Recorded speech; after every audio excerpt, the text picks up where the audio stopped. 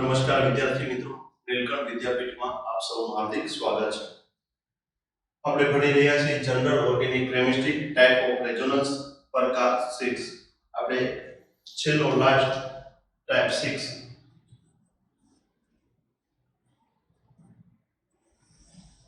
Loan pair, single અને ખાલી ડીકક્ષર.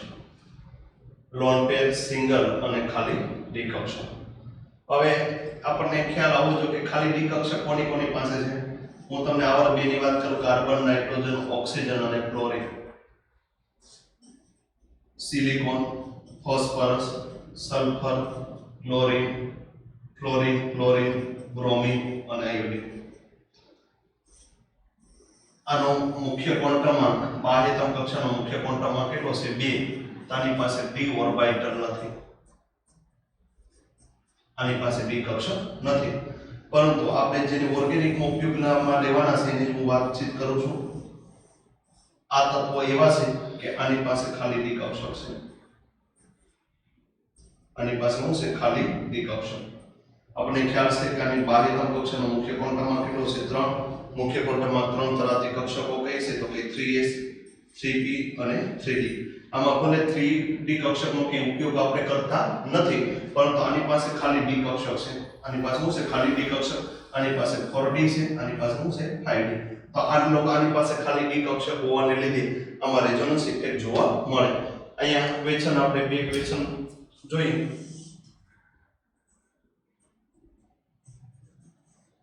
CH2 fluorine, CH2 fluorine. અહીંયા કાર્બન પાસે લોન પેર છે. હવે અહીંયા આપણને ખ્યાલ હોવો જોઈએ કે ફ્લોરિન પાસે અહીં લોન પેર છે, સિંગલ બોન્ડ લોન પેર. હવે ફ્લોરિન પાસે ખાલી ડી કક્ષક નથી, ખાલી ડી કક્ષક નથી. ખાલી ડી કક્ષક નથી એટલે અહીં રેઝોનન્સ જોવા મળશે નહીં. પણ આની અગાઉનો જે આપણે ટોપિક ભણી ગયેલા છે એ પ્રમાણે CH2 ફ્લોરિન આમ આપેલું. તો લોન પેર, સિંગલ બોન્ડ, ખાલી ડી કક્ષક. પ્રકાર 5 લોન પેર, સિંગલ બોન્ડ, ખાલી ડી કક્ષક. તો રેઝોનન્સ ઇફેક્ટ જોવા મળશે. Lone pair convert to pi bond, lone pair convert to pi bond. તો CH2 ડબલ બોન્ડ એ ફ્લોરિન ની લોન પેર શેમાં કન્વર્ટ થાય? પાઈ બોન્ડ માં. તો ફ્લોરિન પાસે જો કેટલા ઇલેક્ટ્રોન છે? 6. 1 2 3 4 5 અને 6. તો ફ્લોરિન ઉપર શું આવશે? Positive charge. હવે ક્વેશ્ચન નંબર 3 જોઈએ કે CH2 Cl. આ કાર્બન પાસે લોન પેર છે. કાર્બન પાસે શું છે? લોન પેર. ક્લોરીન પાસે શું છે? તો કે ખાલી ડી કક્ષક. ક્લોરીન પાસે શું છે? ખાલી ડી કક્ષક. ક્લોરીન પાસે ખાલી ડી કક્ષક છે અને કાર્બન પાસે શું છે? Lone pair. તમારે રેઝોનન્સ ઇફેક્ટ જોવા મળશે. Lone pair convert to pi bond, lone pair convert to pi bond. Lone pair નું શેમાં રૂપાંતર થશે?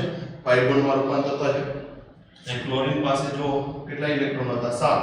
તો ક્લોરીન ઉપર એક વિસ્ભાર હતો નહીં, પણ અહીં તમે જો તો ક્લોરીન પાસે કેટલા ઇલેક્ટ્રોન છે? 8. તો ક્લોરીન ઉપર શું આવશે? Minus charge. ક્લોરીન ઉપર શું આવશે? Minus charge. બીજાની અંદર મહત્વની બાબત કઈ કયા પ્રકારનો બંધ બને? તો અહીં કાર્બનની કઈ કક્ષક બંધમાં ભાગ લે? તો કે કાર્બનની ડી કક્ષક બંધમાં ભાગ લે. ક્લોરીનની કઈ કક્ષક ભાગ લે? તો કે ડી કક્ષક. કયા પ્રકારનો બંધ બને? તો કે પાઈ પ્રકારનો. તો આ બંધને પી પાઈ ડી પાઈ બોન્ડ કહેવાય. કયા પ્રકારનો બંધ કહેવાય? પી પાઈ ડી પાઈ બોન્ડ. કાર્બનની કઈ કક્ષક ભાગ લે છે? તો કે પી કક્ષક. ક્લોરીનની કઈ કક્ષક ભાગ લે છે? તો કે ડી કક્ષક. ડી કક્ષક ખાવેલી હોવાને લીધે જ રેઝોનન્સ ઇફેક્ટ જોવા મળે. તો અહીં જે બોન્ડ બને એને કયા પ્રકારનો બોન્ડ કહેવાય? પી પાઈ ડી પાઈ.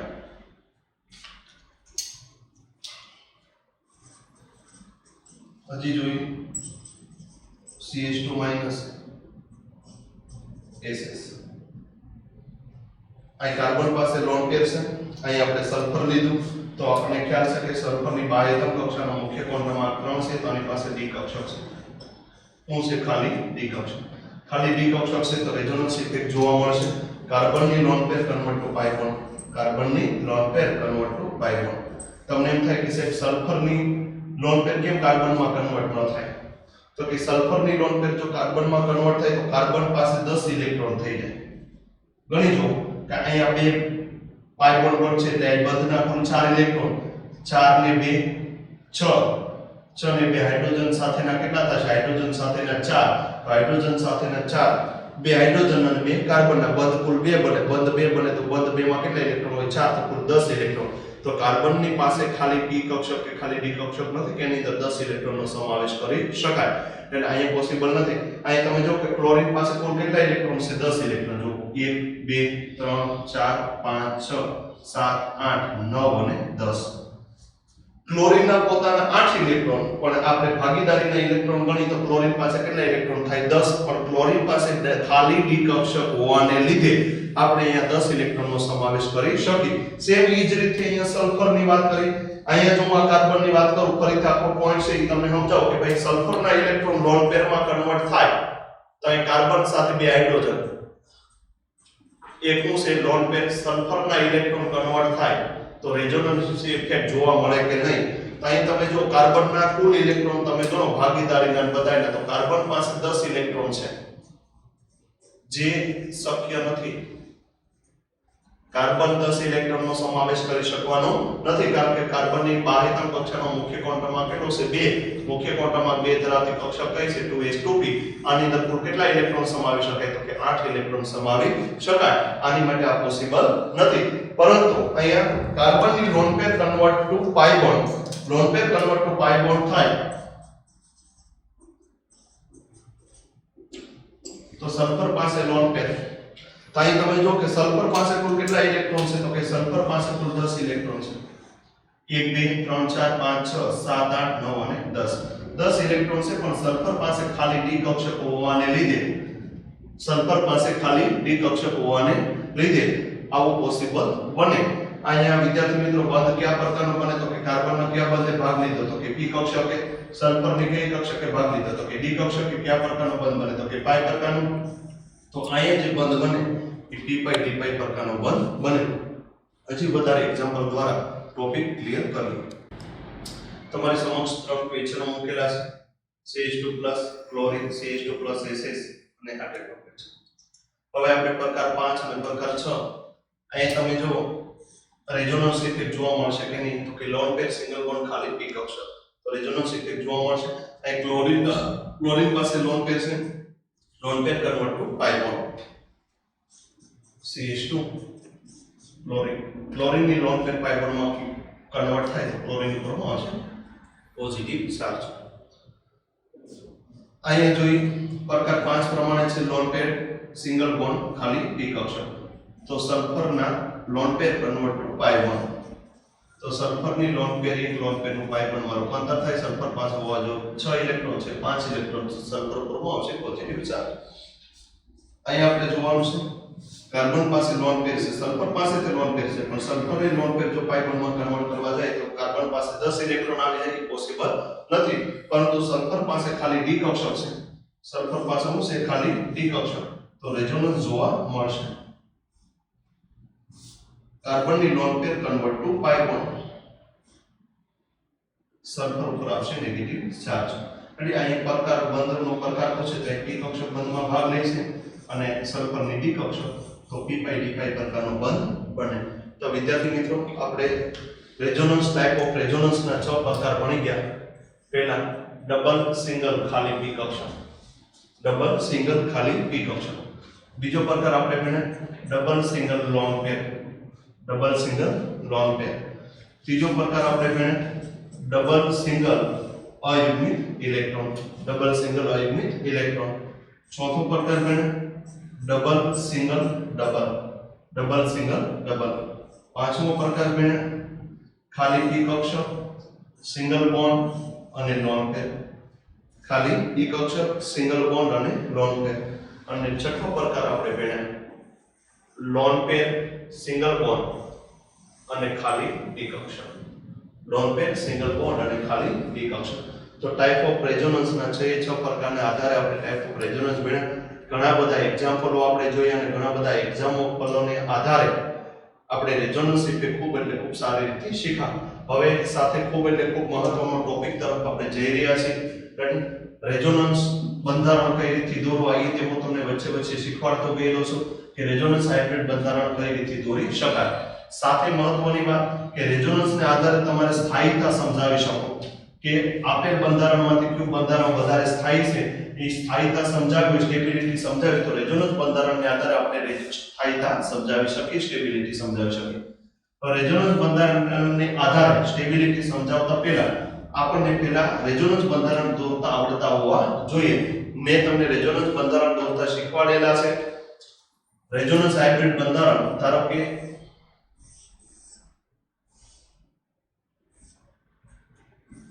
ઉપર પોઝિટિવ છે તો પહેલા જોવાનું ડબલ સિંગલ ખાલી પી કક્ષક, ડબલ સિંગલ ખાલી પી કક્ષક. તો રેઝોનન્સ બંધારણ દોરી શકીએ. ક્રમ આપી દઈએ આપણે 1 2 અને 3. પહેલા ઉપરનો ધન 20 ભાગ ત્રીજા ઉપર કન્વર્ટ થશે, બીજા અને ત્રીજા વચ્ચેનો પાઈ બનશે, પહેલા અને બીજા વચ્ચે બનશે. હજી આપણે રેઝોનન્સ બંધારણ દોરી શકીએ 1 2 અને 3. પહેલા ઉપરનો ધન 20 ભાગ ત્રીજા ઉપર કન્વર્ટ થશે અને ત્રીજા ઉપરનો પાઈ બનશે, બીજા અને ત્રીજા વચ્ચેનો પાઈ બનશે. એ ક્યાં કન્વર્ટ થશે? પહેલા અને બીજા ઉપર. હજી આપણે રેઝોનન્સ બંધારણ દોરી શકીએ ડબલ સિંગલ ખાલી પી કક્ષક. ડબલ સિંગલ ખાલી પી કક્ષક પ્રમાણે રેઝોનન્સ બંધારણ દોરવા જાય તો પહેલા ઉપરનો ધન 20 ભાગ ત્રીજા ઉપર જાય છે અને ત્રીજા ઉપર બીજા અને ત્રીજા વચ્ચેનો પાઈ બન ક્યાં બનશે? પહેલા અને બીજા ઉપર. તો પહેલું અને છેલ્લું બંધારણ છે બંને સેમ છે. પહેલું અને છેલ્લું બંધારણ બંને કેવા આવે છે? સેમ આવે છે. 1 અને 4 બંને ઇક્વલ બંધારણ છે, પણ આ ત્રણ એકબીજાથી અલગ છે. તો આ ત્રણે એકબીજાના રેઝોનન્સ બંધારણ કહેવાય. હવે અહીં તમે જો કે પોઝિટિવ ચાર્જ છે એ બધા જ કાર્બન ઉપર માઇગ્રેટ થાય છે, બધા જ કાર્બન ઉપર જાય છે. પાઈ બોન્ડ એટલે બધા ઉપર ફરે છે, પાઈ બોન્ડ એટલે બધા ઉપર માઇગ્રેટ થાય છે. અહીં તમે જો કે પાઈ બોન્ડ આ બે કાર્બન ઉપર આવે છે, આ બે કાર્બન ઉપર આવે છે, આ બે કાર્બન ઉપર આવે છે. તો અહીં પાઈ બોન્ડનું જે સ્થાનાંતર થાય છે એને મેં ટૂંકક રેખા વડે પોઝિટિવ ચાર્જ આ કાર્બન ઉપર આવે છે, આ કાર્બન ઉપર આવે છે, આ કાર્બન ઉપર આવે છે. આને આધારે હું આવું લખીએ આનું બંધારણ વચ્ચે પોઝિટિવ ચાર્જ, વચ્ચે હું લખી પોઝિટિવ ચાર્જ. હવે વિદ્યાર્થી મિત્રો તમને બંધારણ આવું આપે તો આપણે સમજવું કે આ બંધારણ છે.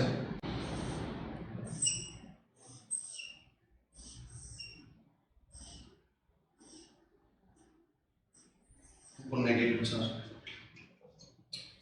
Double single lone pair, double bond single bond lone પેર. ક્રમ આપી દઈએ 1 2 અને 3.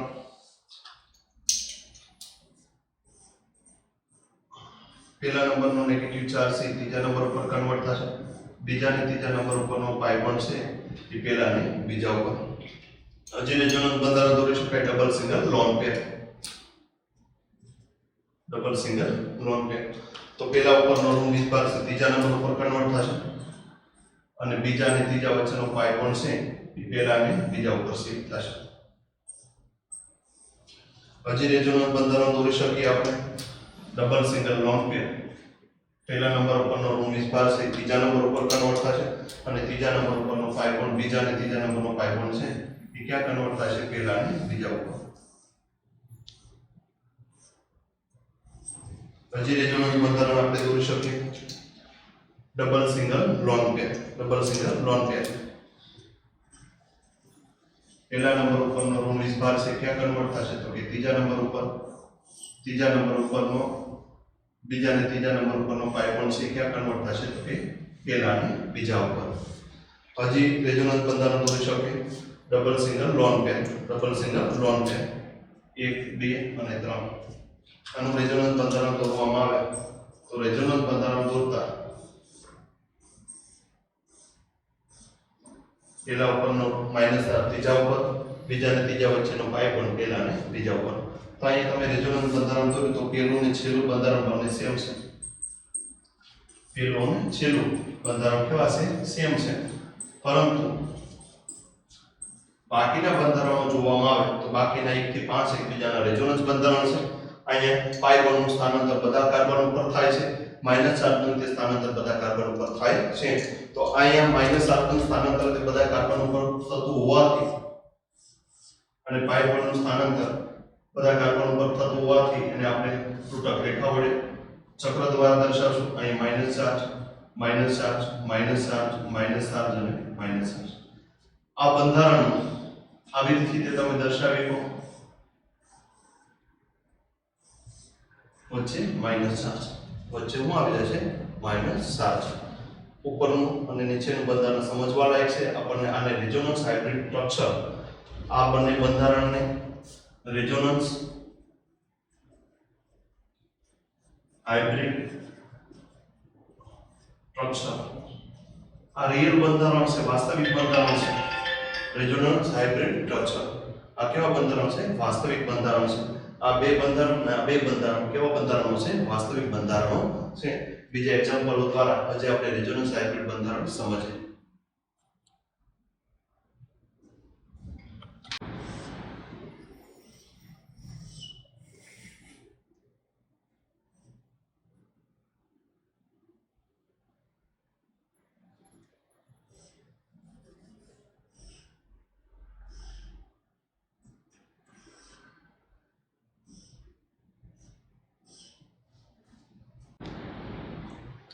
તમારી પાસે આવું બંધારણ આવે, તમે તમારી જાતે રેઝોનન્સ બંધારણ દોરજો. તમારી જાતે રેઝોનન્સ બંધારણ દોરશો એટલે ખ્યાલ આવશે કે આનો ધન વીજભાર છે એ બધા જ કાર્બન ઉપર વહેંચાયેલો હોય છે અને આના પાઇ બોન્ડ્સ એ બધા જ કાર્બન ઉપર કન્વર્ટ થાય છે. તો આનું રેઝોનન્સ હાઇબ્રિડ બંધારણ આપણે દોરવું હોય તો રેઝોનન્સ હાઇબ્રિડ બંધારણ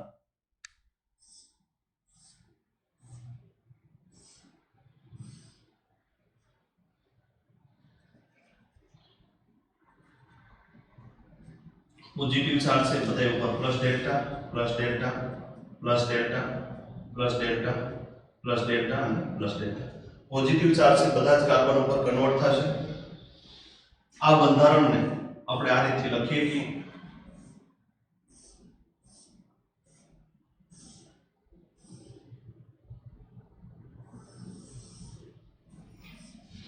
વચ્ચે પોઝિટિવ ચાર્જ, વચ્ચે શું આવશે? Positive charge.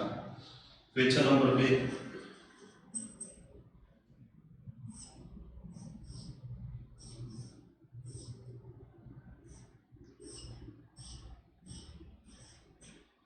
આવી રીતે આવ્યું. હવે આને તમે રેઝોનન્સ બંધારણ દોરશો તો અહીં માઇનસ ચાર્જ છે, આ સ્થાને માઇગ્રેટ થશે, આ સ્થાને માઇગ્રેટ થશે અને આ સ્થાને માઇગ્રેટ થશે. તો આનું રેઝોનન્સ હાઇબ્રિડ બંધારણ દોરવું હોય પાઈ બોન્ડનું સ્થાનાંતર બધે થવાનું છે.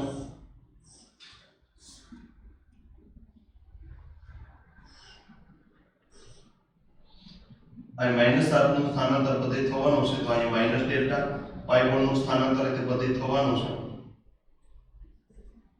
માઇનસ ડેલ્ટા અને માઇનસ ડેલ્ટા. અહીં પોઝિટિવ ચાર્જનું સ્થાનાંતર બધા કાર્બન ઉપર થાય છે એટલે આપણે વચ્ચે રિંગની વચ્ચે પોઝિટિવ ચાર્જ દર્શાવી કે અહીં માઇનસ ચાર્જનું સ્થાનાંતર બધા કાર્બન ઉપર થવાનું નથી. તમે તમારી જાતે રેઝોનન્સ બંધારણ દોરજો, તમને ખ્યાલ આવશે. ડબલ સિંગલ લોન પેર, તો આના 5 રેઝોનન્સ બંધારણ તમે દોરી શકશો. ફિનોક્સાઇડ આયન કહેવાય, ફિનોક્સાઇડ આયનના તમે 5 રેઝોનન્સ બંધારણ દોરી શકશો.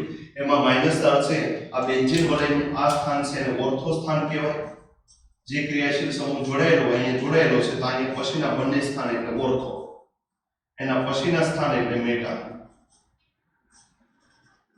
અને એની સામેનું સ્થાન એટલે શું આવશે? પેરા. તો અહીંયા નેગેટિવ ચાર્જ છે કા ઓર્થો કા પેરા બંને ઉપર માઇગ્રેટ થશે. અહીં ઓર્થો પેરા અને ઓર્થો ઉપર માઇગ્રેટ થશે. તો આનું આપણે રેઝોનન્સ હાઇબ્રિડ બંધારણ આ રીતે દોરી શકીએ. ત્રીજું બંધારણ આપણે જોઈએ.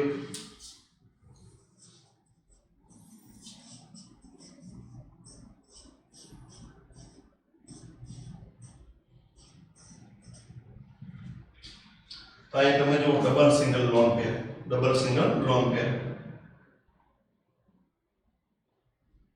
ડબલ બોન્ડ, સિંગલ બોન્ડ અને લોન પેર.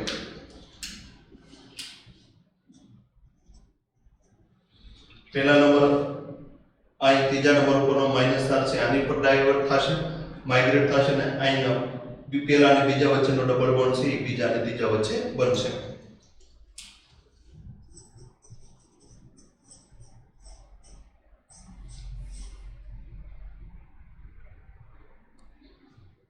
એ તમને બંને બંધારણ સેમ જ લાગે, પણ અહીંયા હવે એક વસ્તુ અહીંયા આપણે સમજવાની છે. હવે અહીં તમે જો કે માઇનસ ચાર્જ છે કોની ઉપર ડાય હતો તો કે ઓક્સિજન ઉપર. તો ઓક્સિજન ઉપરથી ક્યાં ડાયવર્ટ થાય છે? તો કે કાર્બન ઉપર. અહીં માઇનસ ચાર્જ ક્યાં હતો? તો કે ઓક્સિજન ઉપર. ક્યાં ડાયવર્ટ છે? ઓક્સિજન ઉપર. તો આ બંને બંધારણ અહીં તમે જો તો આ બંને સેમ જ લાગે. આવું જે બંધારણ હોય એને equally કોન્ટ્રીબ્યુટિંગ equally કોન્ટ્રીબ્યુટિંગ resonance structure RS કહેવાય. ઇક્વલી કોન્ટ્રીબ્યુટિંગ RS કહેવાય. ને અહીંયા માઈનસ આર ક્યાં તો ઓક્સિજન ઉપરથી માઇગ્રેટ થઈને ક્યાં થાય જાય છે કાર્બન ઉપર, તો આને અનઇક્વલી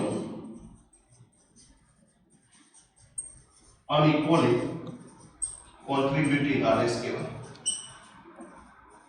અનઇક્વલી કોન્ટ્રીબ્યુટિંગ RS, અને ઇક્વલી કોન્ટ્રીબ્યુટિંગ RS કહેવાય અને અનઇક્વલી કોન્ટ્રીબ્યુટિંગ RS કહેવાય. ઇક્વલી કોન્ટ્રીબ્યુટિંગ RS આ એક અને બે ને આ બંનેની સ્ટેબિલિટી, બંનેની સ્થાયીતા સમાન હોય. ઇક્વલી કોન્ટ્રીબ્યુટિંગ માં બંને રેઝોનન્સ બંધારણની સ્થાયીતા કેવી હોય? સમાન હોય. પણ અનઇક્વલી કોન્ટ્રીબ્યુટિંગ ની વાત કરતા હોય તેમાં સ્થાયીતા અલગ હોય છે, સમાન હોતી નથી. હજી એક એક્ઝામ્પલ આપણે લઈએ.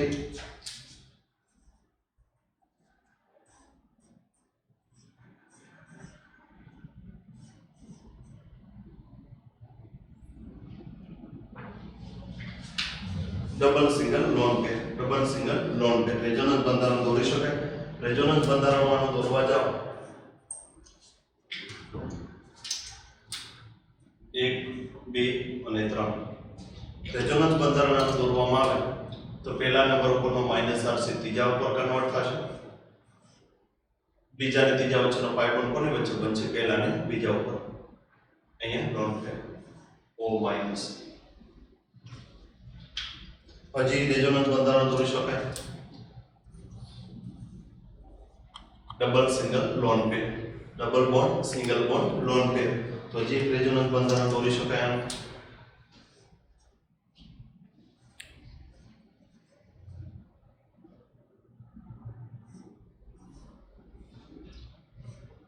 બીજા અને ત્રીજા વચ્ચેનો પાઈ બોન્ડ છે. બીજા અને ત્રીજા વચ્ચેનો પાઈ બોન્ડ ક્યાં માઇગ્રેટ કરશે? તો કે પહેલા અને બીજા ઉપર. તો આને આપણે 3 રેઝોનન્સ બંધારણ દોરી શકીએ. 1 2 અને 3. ત્યાં તમે જો -r માઇગ્રેટ કરીને ક્યાં જાય છે? ઓક્સિજન ઉપર હતો, ક્યાં ઓક્સિજન ઉપર માઇગ્રેટ કરીને તે ક્યાં જાય છે? ઓક્સિજન ઉપર. તો આને 3 રેઝોનન્સ બંધારણ દોરી શકાય. પણ આ ઇક્વલી કોન્ટ્રીબ્યુટિંગ RS છે. Equally કોન્ટ્રીબ્યુટિંગ RS. તો આની ત્રણેયની સ્થાયીતા સમાન જ હોય. ત્રણેયની સ્થાયીતા કેવી હોય? સમાન. પણ હજી એક આપણે એક્ઝામ્પલ લઈએ.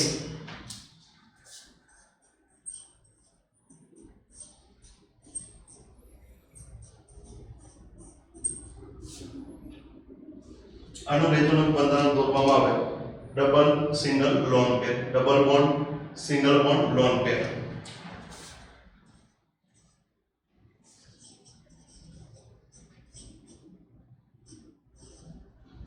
બીજા અને ત્રીજા વચ્ચેનો પાઈ બોન્ડ છે ક્યાં શિફ્ટ થશે? પહેલા અને બીજા ઉપર, અને ત્રીજા ઉપર શું આવશે? -r.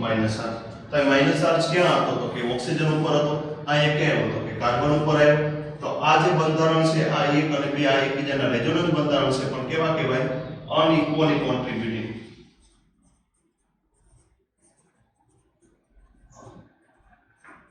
અનઇક્વલી કોન્ટ્રીબ્યુટિંગ RS. એટલે કે અહીંયા ઋણ વિસ્તારનું સમાન રીતે વિતરણ થયેલું નથી, અથવા તો સમાન પરમાણુ પર વિસ્તરણ થયેલું નથી. અનઇક્વલી RS હોય, આ અનઇક્વલી RS, તો આની સ્થાયીતા અસમાન હોય. આ ત્રણેયની ઇક્વલ RS છે તો આની સ્થાયીતા કેવી હોય? સમાન હોય. એટલે આની બંનેમાં સમાન RS છે, સમાન ઇક્વલી કોન્ટ્રીબ્યુટિંગ RS છે, એટલે આ બંનેની સ્થાયીતા કેવી છે? સમાન. પણ અહીંયા અનઇક્વલી કોન્ટ્રીબ્યુટિંગ RS છે તો આની સ્થાયીતા કેવી છે? અલગ.